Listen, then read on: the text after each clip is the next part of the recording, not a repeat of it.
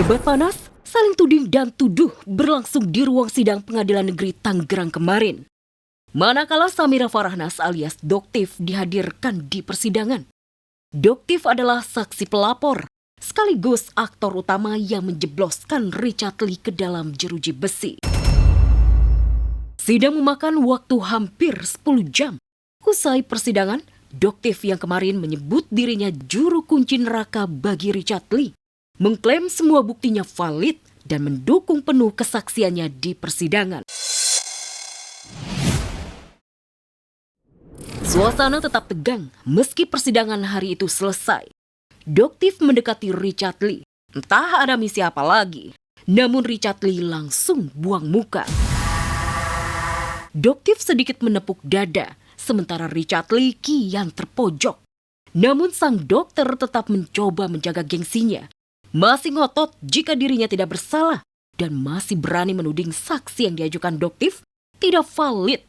Alasannya karena saksi membeli produk skincare miliknya bukan di toko resmi.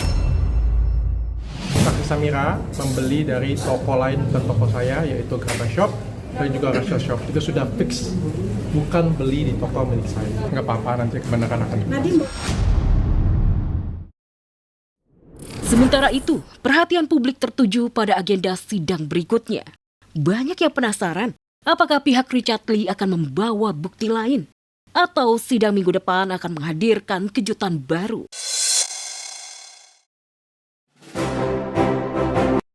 Setelah perang panas, saling tuding dan saling bongkar aib di media sosial, Ruben Onsu dan Sarwenda kembali jumpa di dunia nyata untuk menjalani sidang mediasi gugatan hak asuh anak di Pengadilan Negeri Jakarta Selatan.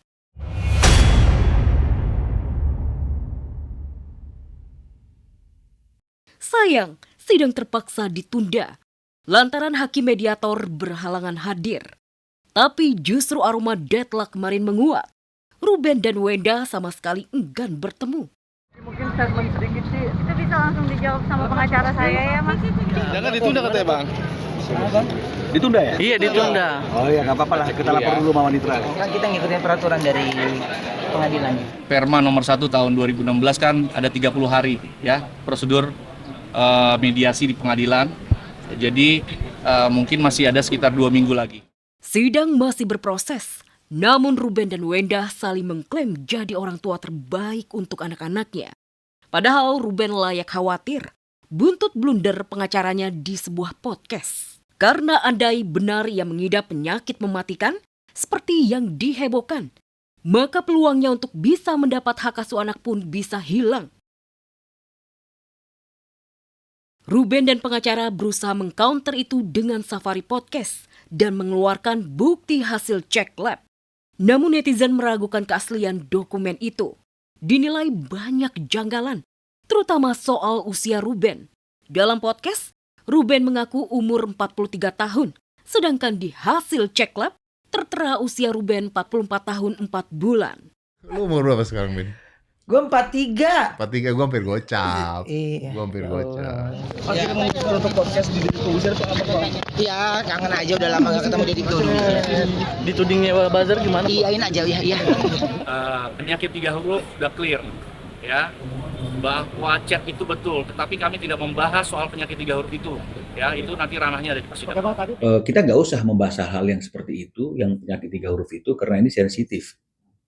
Yang perlu kita lindungi adalah anak-anak. Pasti yang akan mendapatkan kerugian itu adalah anak-anak jika kemudian berita tentang 3 huruf itu terus digoreng-goreng gitu loh.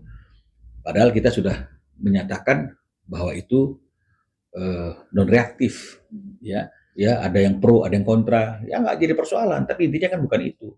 Ruben harus hadapi tudingan sakit berbahaya. Situasi ini sepertinya membuat Wenda jadi di atas angin. Makanya ibu dua anak ini kembali berani tampil live di medsos. Kembali gandeng Giorgio Antonio pula.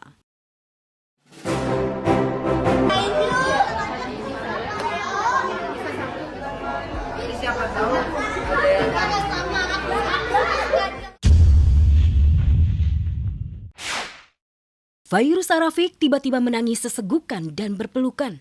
Ada apakah gerangan? Usut punya usut, Fairuz sedih harus berpisah dengan guru dan geng macan ternak, alias mama-mama cantik antar jemput anak. Lantaran anak keduanya Queen Ejaz Lova alias Ejaz pindah sekolah dasar ke sekolah barunya di Ahyar International Islamic School di Bekasi, Jawa Barat. Sekolah milik pendakwa Ustadz Adi Hidayat. Dan tidak mudah masuk sana karena seleksinya sangat ketat.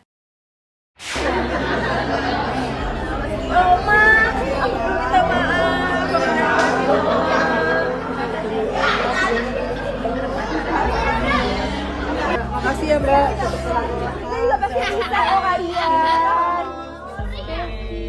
Bisa main nanti.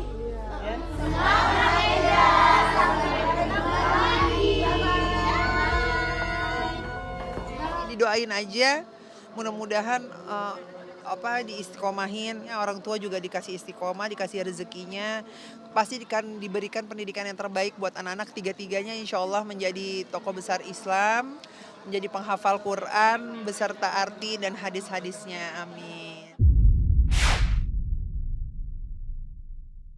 Fairuz Arafik bersama dengan sang suami Sony Septian memang mengarahkan anak-anaknya untuk menjadi penghafal Quran.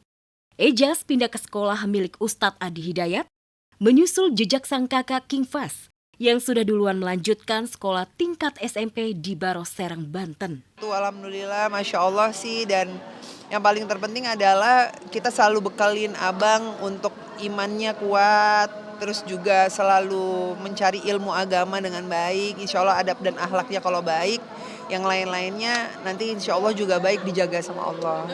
Kalau jauh insya Allah mudah-mudahan Allah kasih kemudahan didekatkan, siapa tahu aku juga bisa nggak jauh-jauh dari abang, bisa selalu di dekatnya abang atau sering-sering datang mengunjungi abang gitu ya. Pokoknya kalau niatnya adalah bersyiar di jalan Allah, insya Allah Allah permudah sih semua jalannya gitu.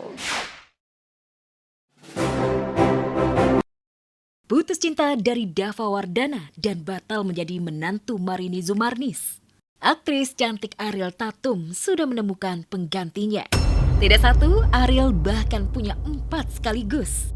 Namanya Polka, Isabella, Emilia, dan Abang Soleh. Tapi jangan salah sangka dulu.